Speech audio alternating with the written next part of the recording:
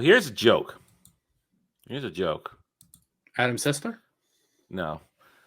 Leaked open games license for Dungeons and Dragons reportedly forbids bigoted and discriminatory content on new and old products. Yeah. So apparently a lot of people use some of their base stuff on their own things.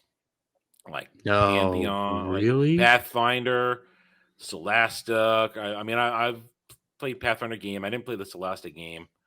But they use the stuff, and apparently all you had to do was license it. Right here. The OGL allowed others to utilize the what's it called? The open game license. Allowed others to utilize some aspects of D&D in their own tabletop games, physical or digital. It allows others to use rules, races, creatures, settings, and more royalty free. That's the important line there. It's just That's awesome. But now, report coming from Gizmodo citing a leaked draft of OGL version 1.1, the latest new one just came out, obtained by or about to come out by non-Wizards of the Coast developer. Dated mid-December, it states that the 1.0 version is no longer an authorized license agreement, and all new content must abide by 1.1. This means all content, new and old, will need to be reported to Wizards of the Coast and comply. I want to go over what they say is in these things. You're gonna pull your hair out. No matter what commercial tier you are or how much money you believe your product will make, you must register with us any new licensed work you intend to offer for sale, including a description of the licensed work. So now Daddy Wizards of the Coast has to approve what you're going to do. Make sure you're not discriminating. So wait, question. Can't use the word race, or you no longer get the license. Probably. We'll keep. Yeah, go ahead, Jeremy. I'm licensed to play the video game. Anything, digital or physical. Yeah, it's if you want to use the rules, races, settings, remotely anything like that. Yeah, like I don't know, Secrets of the Frost Maiden that G&G's doing. No. So it's like how Pathfinder is a tabletop game with a similar setup, similar dice rolls. They have to do this license deal because they're taking from the framework that they're borrowing the open gaming, the open what's it called again? Shit, I forgot. Open source, open game license. Yeah. They borrowed the 1.0 version from Dungeons and Dragons to build a foundation for their system. Yeah. So with the open game license, pretty much anyone could go in and say, "Hey, I want to use the basic structure of this to make my own game," and they would. I can see a lawsuit. I can see a lawsuit here. Well, let's keep reading this. We will also ask you for your contact information on where you intend to publicize the work, so that if you are breaking our rules, we can cancel you and make you bend the knee. And its price, among other things. Previously, creators didn't need to seek Wizards of the Coast approval. Gizmodo theorizes smaller creators will have the most hindrance, especially when multiple platforms and works are considered. So that means this is basically setting it up so that Wizards of the Coast can blacklist you. It's setting it up. Comply. It's setting it up to try to cancel the guy who created cancel you. The guy who created Dungeons and Dragons, who's trying to recreate a new version of Dungeons and Dragons. It's Gygax Jr. His dad's dead. Yeah, Gygax Jr., who's trying to do his own version, utilizing just the basics. Well, trying to cancel him out of it. He could use basics. No, he could use we're talking about D&D 5.0. If he's using the original, I don't think it'd be a problem that this open game license is based on D&D 5.0. Oh, 5th edition. This version of it, yeah. Oh, yeah. Okay. But it's for anyone who's ever used it. Like, I think they could change their policy for new licenses. Yes, that's completely allowed. It's kind of shitty, but allowed. You should grandfather in people who've already done shit is what you should do.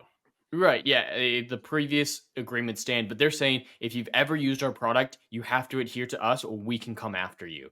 So if like Pathfinder had ended in the 90s, they could still go sue Pathfinder for how Pathfinder in the 90s was. Yeah, this is basically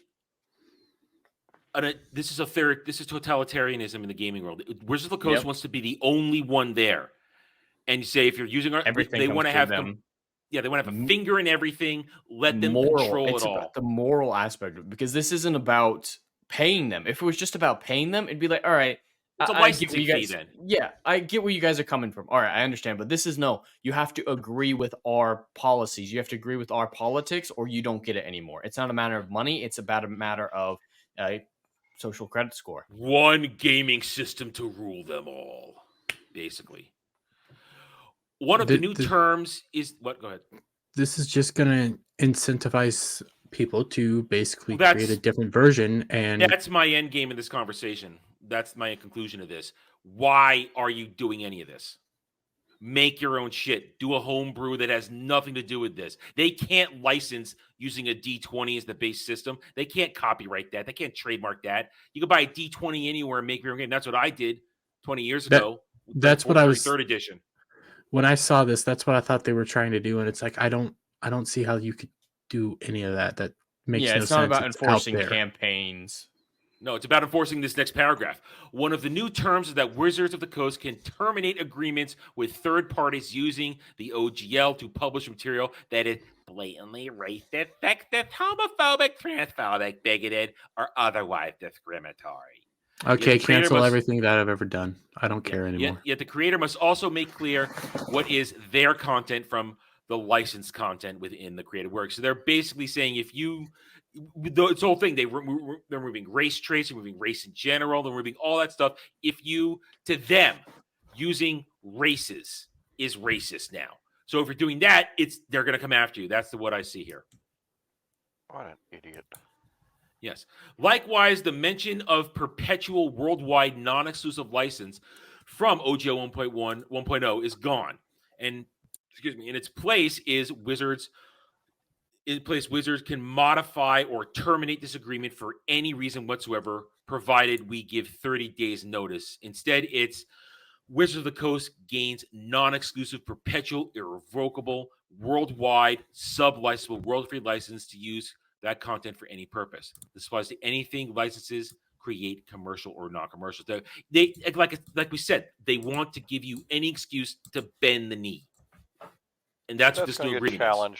That's going to get challenged in court, and they're going to lose their asses on that one. The leaked document has also been somewhat legitimized. Later, the OGL 1.1 states those making over $750,000 a year must pay 25%. Pay Wizards of the Coast 25% of the excess, but only 20% if funded via Kickstarter, where Wizards of the Coast's preferred crowdfunding platform. A more custom and mutually beneficial licensing agreement for those who have achieved great success was also mentioned.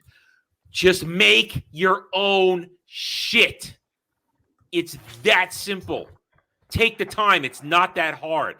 In a month, you can put together the foundation of your own gaming system with a D20.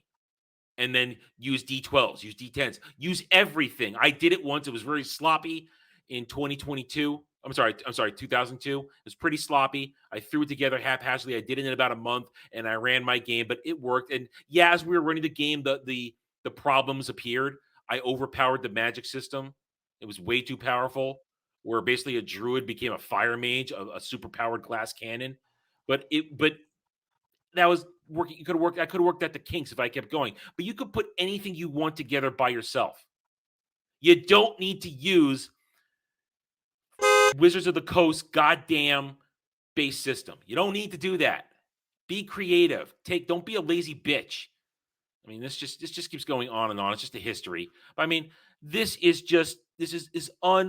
unfreaking believable what they're doing with this. And it's just a power grab. And it's to make them bend to me so they can be the only thing out there. God. F Wizards of the Coast, man. F them. Good God. So I just wanted to share that because it's horrible. And it's pathetic and sad. And the people who are going to actually do it is even worse. That they're actually going to let them do this to them. Thanks for watching, everybody. If you'd like to reach out to me, please email me at therarenerd@gmail.com for all channel business purposes. I am on Twitter now. mostly for promotion and sharing of videos, maybe a little shit stirring here and there, who knows, at The Ren Nerd. You can also find me at the Geeks and Gamers forums under @ROAS, and you can see me on Rumble and Odyssey under The Renaissance Nerd. Thanks again for watching. Take it easy.